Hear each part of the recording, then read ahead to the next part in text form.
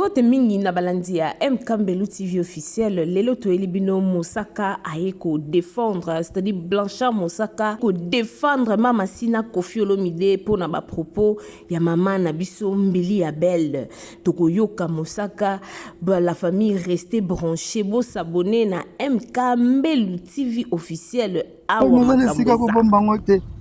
et toi qui porte-parole de la musique. Donc, nous sommes touchés, nous c'est toi Congo à Harmon à la route.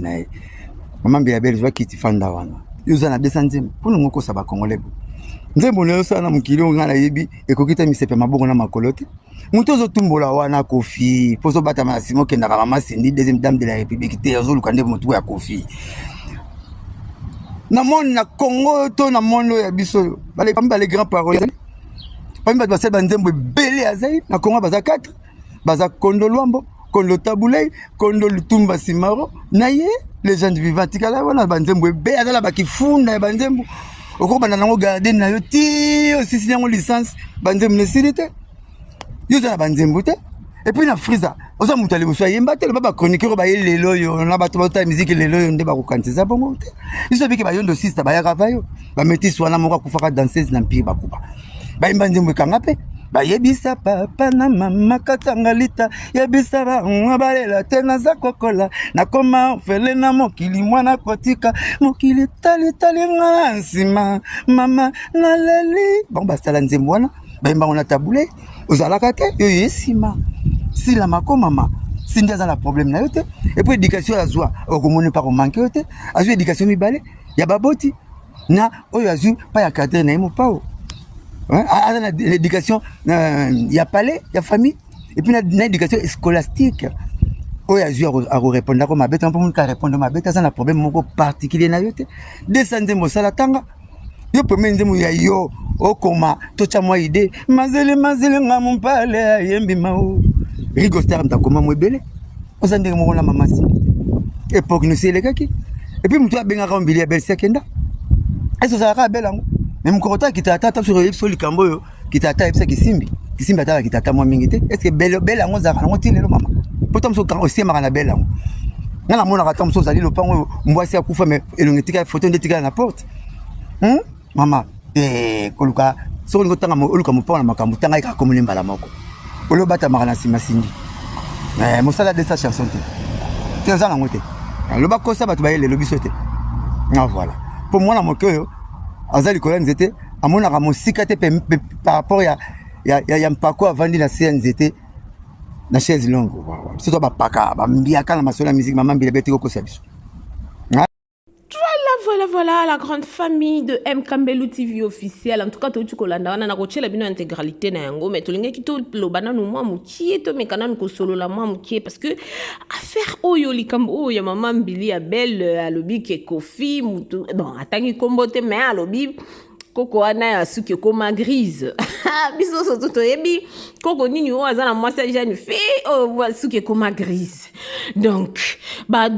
tout basiliki soki boke na ba vidéo précédente na biso bo mon na vidéo moko to tchaki ya Laurence Okoko pe ayaki afashaki na ndenge moko ya mabe alobi ya lingaka kutu te basimba belle sœur na ye to moni pe lelo lisusu Mosaka Blanchard Mosaka aye en tout cas aza lokwa ka dessin donc azo palo la penza mama mbili belle alobi likamoko wana na mituninga na bi Blanchard on a nini kokende tina niveau oyo alobi mama mbili belle mutu apesaka ko mwana mbili belle azaka susu te est-ce que tala kitala tala mona kaka belle wana et puis atuni lisusu abi ya mona kanete ça mbwa moko boye lupang moko ezaki na mbwa mbwa zala susu te même batika ka photo ça dit beaucoup la grande famille de M Kambelu TV officiel affaire oyo ya mama si ezokende mabe na Koffi les grands mopa o balobi o tumboli les grands mopa o légende o tumboli peuple congolais tozomona ndenge moto ezokende ezomata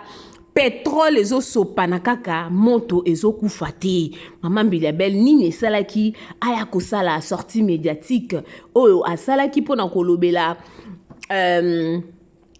Kofi Olomide na mama si couple Olomide photo lo ba bien wana couple Olomide la famille dans la vidéo moko boye na luki vidéo wana me na moni vidéo wana te vidéo wana eza mama Mbiliabel bande ko yemba sinja ye apesi moi le check ndenge ezalaka mama Mbiliabel bwaki mbongo wana na se kaka ndenge ezalaka batu ba interpréter ba bi donc c'est que maman Mbilia azalaki kotia mopa mokonzi misu wana eza batunde balobi eza mama MKTND alobi donc lelo biso toye tebisa bino awana Mkambelu TV officiel toza pour tout le monde je vous dis toza pona mutu mon côté toza pona ba musicien to ba artiste nyon surtout ya mboka na biso soki ya koloba ezali tokoya tokoloba soki pe ya kotokola ezali tokoya tokotokola soki pe ya ko applaudir ezali tokoya ko applaudir donc nous tout landa lisusu toyoka que porte-parole de la musique donc nous on touché ndoli c'est toi Congo à harmonie na route na ye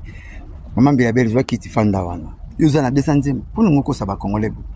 nzembo leo sana mukili ngana yebi ekokita misepe mabongo na makolote mutozo tumbola wana Kofi poso bata masimo kenda ka mama Cindy deuxième dame de la République te azolu kande mutu ya Kofi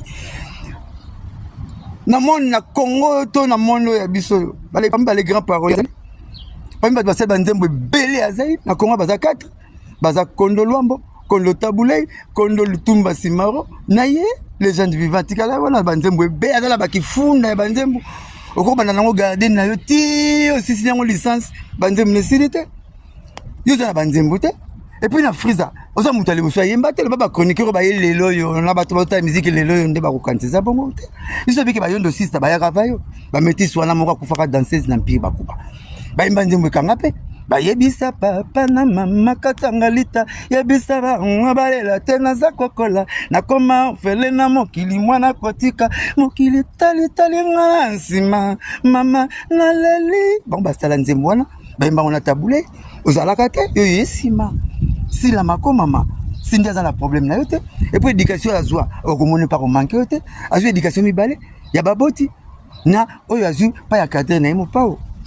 l'éducation il y a palais il y a famille et puis l'éducation scolastique oyo azwa a répondre comme mabeta pour ka répondre mabeta ça na problème moko particulier na yo te descendre mosala tanga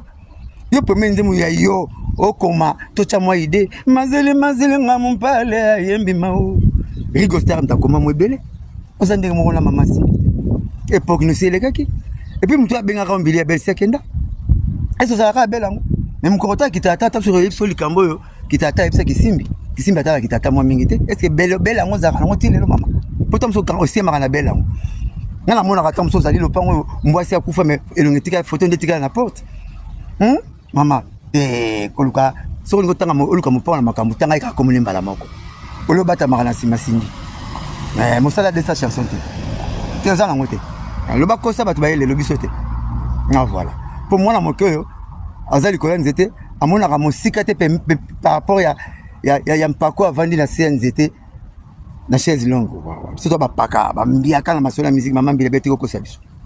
ezali kaka kolobama balobi Cindy azana éducation oyo azui na l'école azui na éducation oyo azui pas ba parents et puis azali na éducation oyo azui et pas yasi et mopa o mokonzi hein les grands mopa o mokonzi Kofi Olomide le quadra man balobi la légende ya mboka na biso Kofi Olomide mopa la grande famille batu bazolo baba maman Mbiliabel asalaki mission moko il paraît-il na mon émission anate mais yango na tie photo na ona se na papi mboma Marc Tabou qui est le fils de son défunt mari azalaki wana mais maman Mbiliabel abande ko sala mo ba twerking hein abande ko twerker parce que papi mboma lobaki na yeke non Taiwana eza ya yete Taiwana eza mutu mais maman Mbiliabel en tout cas yepa lingaka défaite talobi non ozaka na chance pour Marc Tabwaza soka sa kite ngana démontrer que eza yango te mais asala ki moi sheki moi sima pour moi on appena que non eza buchuté la grande famille awa makambu o ezokende mabe moto ezopela moto oyo toyebi te ekosila mokolo nini problème nini oyo mama Mbili Abel aza na yango na le grand mopao mokonzi oyo lelo mama si aye kokota na makambo yango mwana mwasi bato innocenti tolo bango bongo mama si innocente ayebi ata likambo te aye kokota na makambo kozala mwasi star eza problème kozala mwasi star eza ngambo o bango Pepe Kala yemba koyeba nezali nde ngambo baninga koyeba nezali nde ngambo baninga donc voilà la grande famille de M Kambelu TV officiel. Bo s'abonner massivement na kati ya M Kambelu, bo aimer, bo commenter, bo partager les biso liens oyo. En tout cas, eko mabatu ba comprendre que non mama signé pour rien. Et ça peut-être on a ba compte à rendre moko mama Mbilia asa nangona mopao nde kombo ya mama si ezo kota na kati ezo ko bébé sama. Voilà. Bo s'abonner, bo aimer, bo commenter, bo partager les biso liens oyo. En tout cas, et au ça la biso plaisir ya makasi.